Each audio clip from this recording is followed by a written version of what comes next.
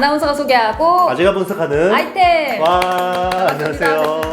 대표님 요즘 좀 시장이 많이 어려웠지만 네. 그래도 녹화일 기준 지금 이틀째 네. 다시 좀 반등이 나오고 있어서 그렇죠. 한숨 좀 돌렸어요. 그렇죠. 숨만 꼴딱꼴딱 쉬다가 네. 이제 넘어가기 직전에 이제 좀 뭔가 잡아주는 것 같아요. 그러니까요. 지금 그렇죠. 이제 다시 멘탈을 회복한 상황인데 특히나 이 삼성전자가 6만 전자까지 내려와가지고 네. 완전 충격과 공포였거든요. 그렇죠. 약간 지금 다시 7만 전자를 회복했는데 어떤 상황인가요? 저는 이제 충분히 반등할 수 있다. 이제 뭐 어느 정도 바닥은 다졌다. 그렇게 보시는 분들이 많아요. 반도체 가격 내렸잖아요. 그러잖아요. 반도체 가격이 안 내렸어요. 그러니까 실적도 너무 좋잖아요. 반도체 주식이 내린 거죠. 반도체 네. 가격은 안 내렸어요. 네. 그러니까 반도체 가격의 하락은 4분기부터 하락이고 이제 내년 1분기가 바닥일 거라고 보고 있는 거고 네. 그거는 주식은 선반영 다 하는 거야. 그러면 지금 왜 반등하느냐? 그러면 2분기부터 오르겠네? 네. 이걸 반영하는 거예요. 우리나라 너무 빨라요. 그러니까 되게 네. 사람들이 먼 미래까지 바로바로 그렇죠. 내다보네요.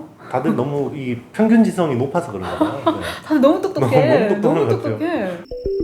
이미 바닥을 한번 다졌다. 좀 네, 어느 정도 뭐 아직 안심하기는 이른데 일단 이제 지난주까지 제가 되게 조심하라고 했던 부분들은 대부분 지금 어떤 외국인들이나 기관들 수급이 대부분 사람이 운영을 하는 게 아니라 AI가 AI. 그죠? 인공지능 인공지능 펀드가 너무 많아졌어요. 그래서 하락하는 폭이 옛날에는 이렇게 사선으로 내렸다 그러면 네. 이렇게 갔다가 올라가잖아요. 그래서 너무 네. 무서워요. 그렇죠. 이게 그래서 AI 펀드들 그 어떤 그 로스컷이라 그러죠. 네. 만약에 그 2,900에서 2,800까지 깨지면 물량 한번 쏟아지는 그거였거든요.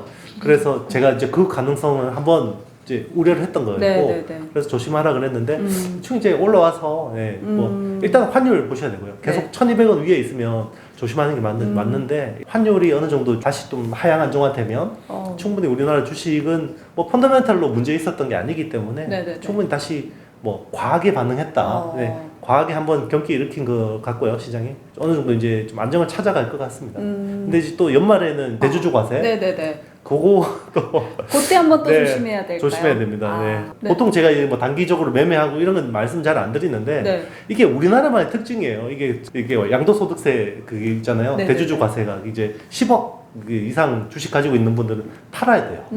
그렇기 때문에 이제 팔고 또 이제 12월 또 말쯤에 잡으면 네. 대충 또 1월에 또 펀드 신규 설정되고 하면 또 1월 효과가 좀 있거든요. 이제 일반적으로 이제 그래서 연말에는 한번 뭐 그런 거 아니면 놔두면 되고 그냥 한번 스윙하는 것도 뭐 나쁘진 않은 전략이다. 그런데 지금은 네. 약간 좀 반등을 즐겨도 괜찮지 않을까 이렇게 조심스럽게 한번 보고 있습니다. 연말에 약간 좀 총알이 있으면은 굉장히 그렇죠. 또 네. 좋은 기회가 될 수도. 그때 정말 싸게 살 수 있는 기회가 있어요. 근데 사실 지금 시장은 뭐 네. 물방 고기반이에요, 사실은. 그래요? 왜요? 네. 괜찮은 종목들이 딱 널브러져 있는 종목들이 너무 많잖아요. 그렇죠. 막 그러잖아요. 우리 막 옛날에 오를 때 저 산미 반도체 3만 원 깨지면 꼭 살 거예요. 그랬어요, 안 그랬어요? 근데 정작 하나도 못 샀죠. 깨졌어요, 근데 그렇죠. 못 샀어요. 하나도 못 샀죠. 오늘 3만 천 원 넘어가 버렸잖아요. 그러니까 이런 거예요, 사람이. 원래 이게 기회가 오면 절대 못 사요. 이 공포에 매수해야 되는데. 그러니까요. 그거는 그때는 또 현금도 없고 현금 있어도 겁나고 막 그게 사람인지라.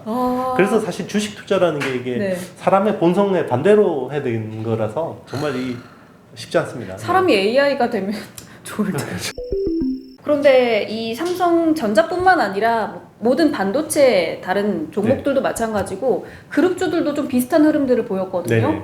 특히나 오늘 이 삼성전기, 네. 이 삼성전기는 또 어떻게 보세요, 흐름을? 뭐 똑같죠. 사실 삼성전기는 삼성전자에다가 이제 부품을 납품하는 회사입니다. 네네. 흔히 저희 업계에 있을 때 삼성전자하고 후자 이야기 많이 하거든요.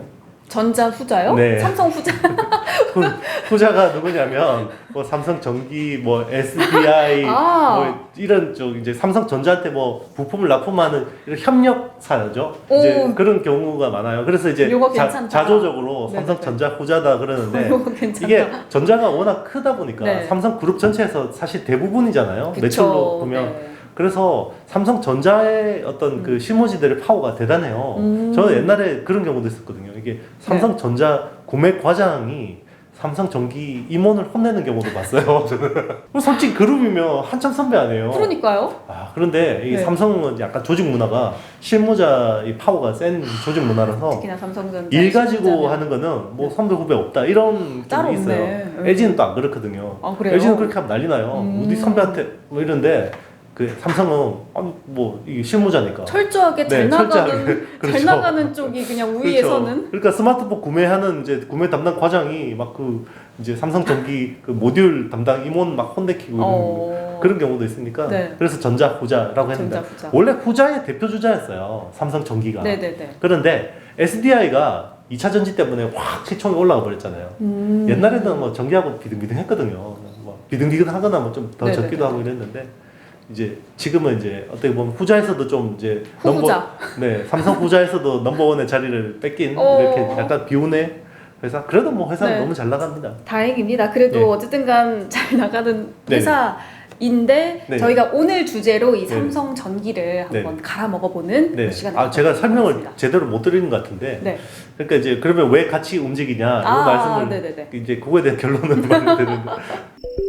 그렇다면 네. 삼성전기가 왜 삼성전자 흐름을 비슷하게 가져가는지 왜냐하면 이제 삼성전자 스마트폰에 부품을 납품하고 네. 삼성전자 반도체에 패키지 기판을 납품하기 때문에 네. 실적 연동성이 굉장히 높은 거죠. 그래서 실적이 주가 연동돼서. 흐름도 비슷하게 간다고 보시면 됩니다. 그러면은 이제 본격적으로 삼성전기를 한번 뜯어 파헤쳐 보도록 하겠습니다. 어떤 기업인지 어떤 사업들을 하는지 좀 소개해 주시죠. 삼성전기는요 일단은 이제 그 부품 사업을 하는 회사고요. 사실 메인은 MLCC라는 MLCC. MLCC 멀티 레이어 세라믹 카패시터, 그러니까 네. 적층 세라믹 콘덴서라는 부품이네요. 뭐죠?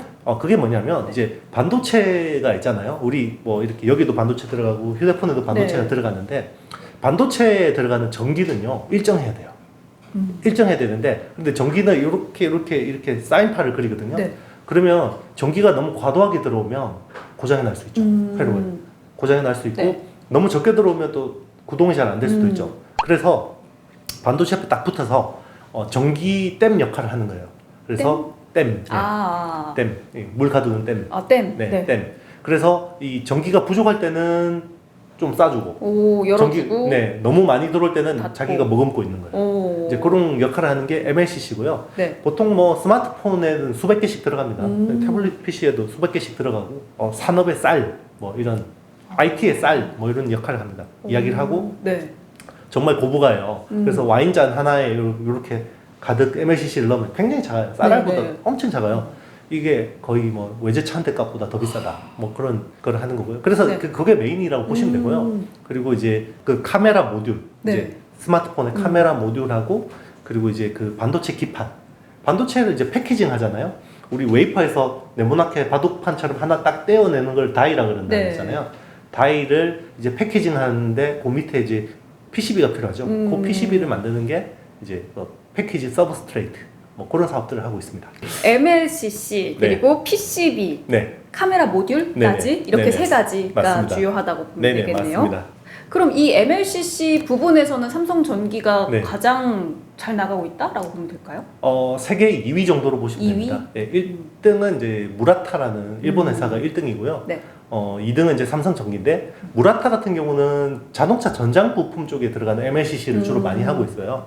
그리고 이제 그 스마트폰 핸드셋 이런 쪽에는 이제 삼성전기가 잘하고 있고 이제 국내에서 또 이렇게 비슷하게 하는 게 사막 콘덴서라는 회사가 있습니다. 네.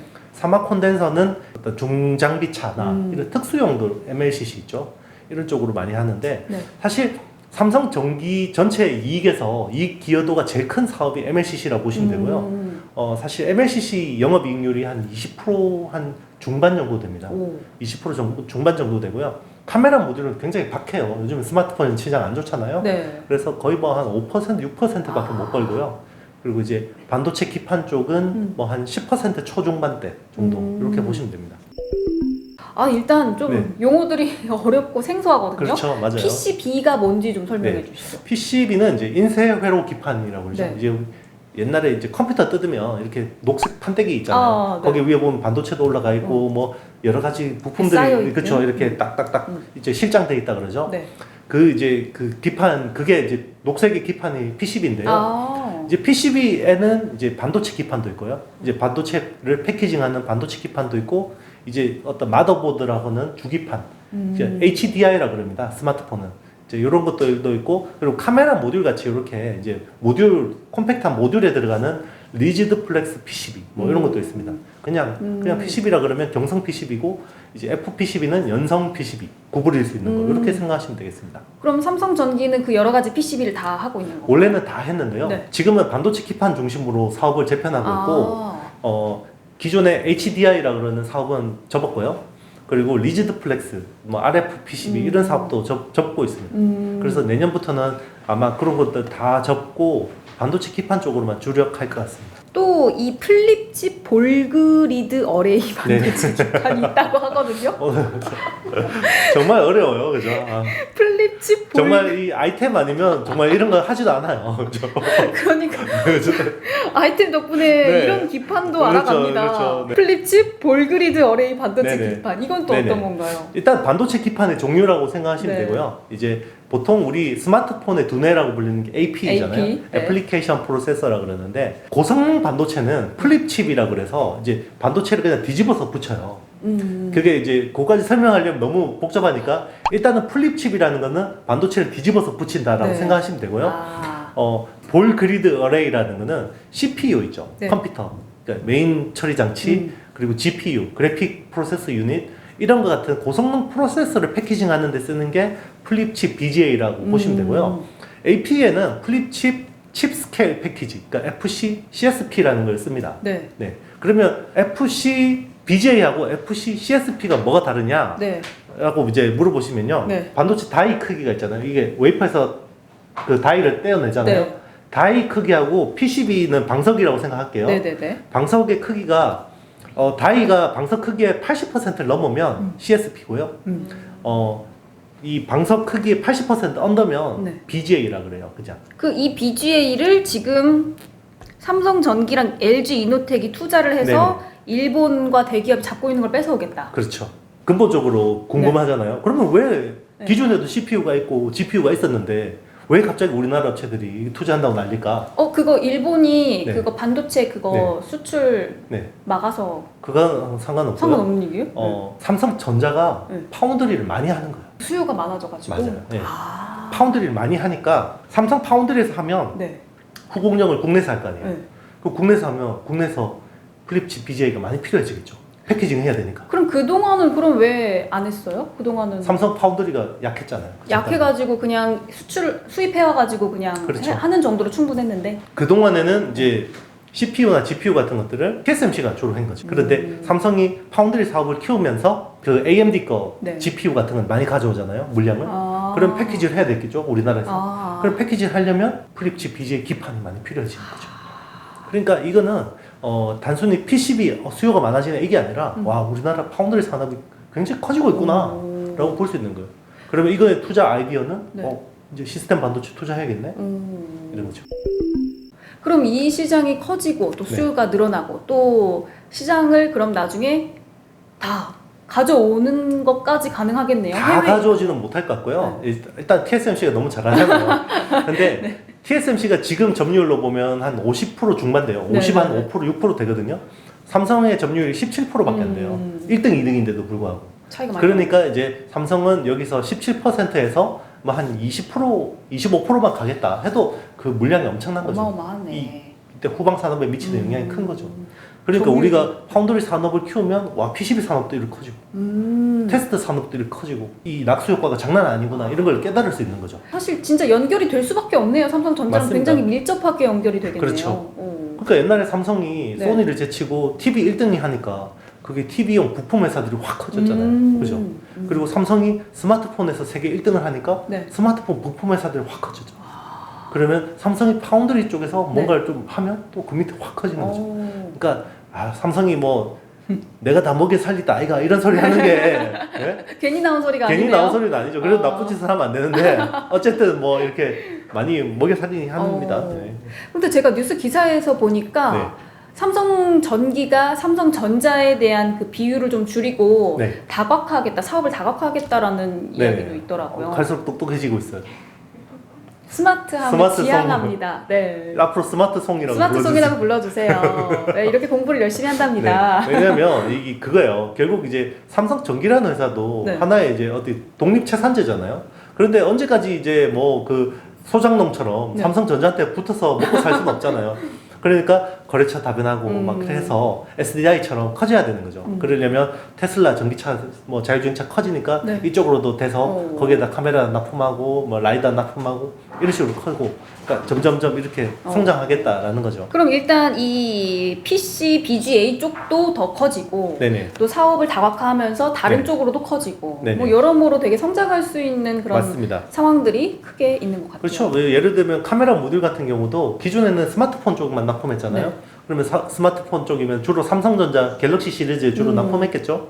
그런데 이제 최근에 이제 테슬라하고 한 네. 5천억 정도 규모 공급 계약을 한 걸로 알고 있고요. 네. 그런 식으로 이제 계속 이제 자율주행차가 계속 시장이 커지면 이 자율주행차의 주요한 센서가 카메라잖아요. 네, 이제 네, 그런 네. 쪽으로 이제 시장을 확장을 하는 거죠. 삼성전기가 또 3분기 실적이 굉장히 좋았다고 네네. 하더라고요. 네네. 이게 앞으로도 그럼 계속 좋을까요? 뭐 QOQ로 계속 성장은 할 것 같은데요. 그런데 이제 이익으로 보면 네. 이게 MLCC 가격에 따라서 이 회사 실적 변동성이 좀 커지긴 해요. 이게 삼성전자도 사실은 디램 가격 때문에 이렇게 실적 변동성이 굉장히 크잖아요. 네네네. 그죠? 디램 어떤 상황이 좋으면 이익을 엄청 땡겼다가 또 디램이 안 좋아지면 이익이 확 부러지고 그죠?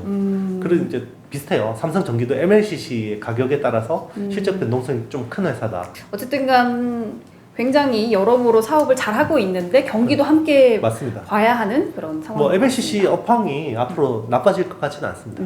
네. 자, 그렇다면 삼성전기 관련된 수혜주들 어떤 네네. 것들이 있을까요? 삼성전기 관련해서는 삼성전기가 요즘에 가장 공격적으로 투자하고 있는 영역이 그 반도체 기판 쪽이거든요. 기판? 네. 반도체 기판 쪽으로 가장 수혜를 보는 회사가 국내 2개가 있습니다. 어디요? 어드밴스드 패키지를 하는 한미반도체, 이오테크닉스 두 회사가 굉장히 수혜를 보고 있어요. 한미반도체 또 나왔네. 왜? 정말. 왜냐면 네. 패키지 쪽으로 자르고 적재하고 뭐 플레이스먼트하고 이런 게 이제 한미반도체잖아요. 네네. 그러면 결국 PCB 자르는 기술하고 똑같은 거예요. 네. 패키지 자르는 거랑 네네. PCB 자르는 거랑 뭐가 다르겠습니까? 잘라 어차피. 그렇죠. 그래서 내년부터 아마 네. 삼성전기나 LG 이노텍 향 PCB 커팅 그리고 뭐 저기 그 핸들러 이런 쪽 수주 굉장히 많이 나올 것 같아요. 그리고 이오테크닉스 같은 경우는 네. 그 PCB를 만들려면 그 층 간의 어떤 연결 통로를 하는 비아 홀이라 그러거든요. 네. 미세 홀인데 그거를 레이저로 뚫어야 돼요. 음. 이제 그러면 레이저 장비 많이 써야겠죠. 네. 그래서 이오테크닉스가 또 수혜를 보게 됩니다. 현재 삼성전기 그렇다면 오늘 방송을 듣고 지금이라도 들어갈까? 네. 한다면 어떻게 보세요? 분할 매수 하시면 됩니다. 분할 매수는 진리예요. 진리. 제가 빠질 때도 분할 매수하세요. 오를 때도 분할 매수하세요. 자기 월급의 일부만 투자하세요 그랬잖아요. 늘 그쵸? 진리로 마무리. 겪어보니까 그렇지 않아요? 겪어보니까 결국은 그렇죠. 그게 답이다. 그렇죠. 그게 답이죠. 결국은 왜냐면 답이다. 네. 바닥에 내가 왕창 샀다가 꼭지에 확 팔고 이게 안 돼요. 그거는 누구도 안 돼. 워런 버핏도 못 해요. 맞아. 그거는 어떻게 알아? 난 할 수 있을 줄 아는데 아유, 그렇죠. 해보면 안 되는 거 알죠? 그러니까 주식 시장에 들어오면 이제 처음에 수익 내보면 나는 남들하고 나 달라. 잘하네? 나 그쵸? 잘해. 난 남들하고 달라. 뭐 그러는데 야 니들이나 그렇게 당하는 거지 그러지만 결국 똑같아져요. 네. 결국은 네, 교훈을 맞습니다. 얻고 진리로 다시 수렴하는. 맞습니다. 결국 시장에서 오래 살아남으려면요 검증된 방법대로 하시는 게 제일 좋습니다. 네. 자, 오늘은 이렇게 삼성전기에 대해서 알아봤고 오늘 투자에 대한 판단은 누구에게 있을까요? 본인에게 있습니다. 본인에게 있음을 기억을 해주시고 오늘 정보가 도움이 되셨다면 좋아요, 구독, 알림, 댓글까지 남겨주시기 바라겠습니다. 스마트폰 왜 이러십니까? 저희 다음 영상에서 만나요. 안녕.